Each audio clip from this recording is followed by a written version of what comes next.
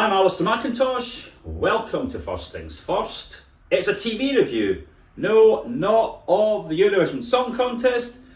Instead, I'll be looking at the Queen's speech as delivered by Prince Charles and Quadio on Beth Rigby interviews. So, a housing campaigner on the first ever edition of a flagship Sky News TV programme. Let that sink in. Okay, the Queen's speech set out the new formal regime for regulating social housing. To my mind, there are three cogs in the wheel, three limbs, whatever you want to call it. First is what landlords themselves do.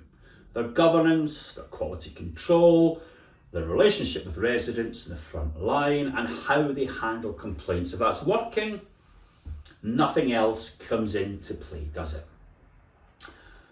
Second limb of the regime, not mentioned in the Queen's speech, quite understandably, is the role of activists and social media. All over the world now, be it environmental issues, be it Black Lives Matter, activists are very, very influential. And Grenfell United and Rob Gershon have a big part to play in bringing forward those elements of the Queen's speech. And let's turn our attention to Quadio on Beth Rigby. To my mind, he's been very, very effective. I thought he was great on the show, but I asked an expert to review it. A colleague of mine who has been a top TV journalist and manager over many, many years.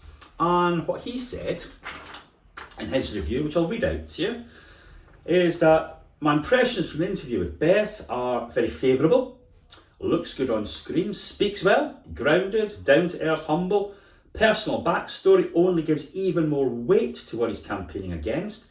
He was also fair to politicians while still making the point that they need to be doing more, and it's got progressively worse in the last 12 years. Calm, considered, not angry or ranting. I wouldn't want to be a housing executive up against them in a tele-debate because no matter how empathetic I was, I simply wouldn't win in the court of public opinion. Something for comms officers to reflect very carefully on. We have to get it right. We can't rely on warm words afterwards.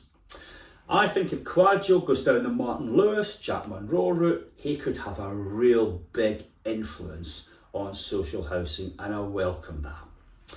We then turn to the third and formal limb of the argument or regime. What the regulator of social housing and the ombudsman will be doing. It's going to be easier for the regulator to take action. It can inspect poorly performing landlords and it can raise unlimited fines. That's all great. But as I walk around here, I do see many failing landlords, but they're failing on investment. Yes, attitudes have to improve. Yes, the respect for the resident has to improve, but lack of investment is a big, big deal. The last time we had an inspection regime, it was tied to investment. If a landlord was deemed to be moving in the right direction by inspectors, they were allocated extra funds to bring the stock up to scratch. That's not here this time, and I think is a big, big hole.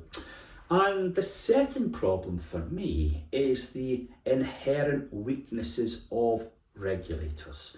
Now, what do I mean by that? In the last week, it's been announced that KPMG, global audit firm, have been fined £14 million for making up documents, forging, fabricating, call it what you will, in the Carillion case.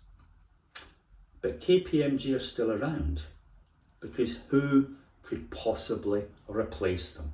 And I think we might have that problem if some of our bigger landlords are deemed to be failing. It'll be quite a task to put in place an alternative. So we need to think long and hard about how we reform this sector. And I must say, I am very influenced by this book by Dambisa Moyo. As I say, she sits on many global boards, and her point is that we need to put employees, customers and other stakeholders on boards. If we don't do that, the money men hold sway and they focus on short-term financial objectives rather than long-term objectives of benefit to the company and society.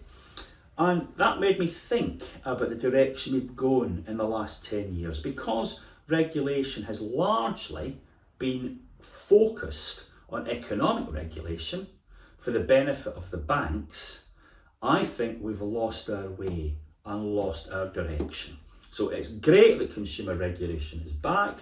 Well done to the Queen's speech. But I think Quadro is going to be running campaigns for a long time yet until we reorientate the entire direction of organisations away from a focus just on money, just on sales, to wider objectives about relationships with residents and contribution to society. Thanks for your attention, and I hope to see you again next week.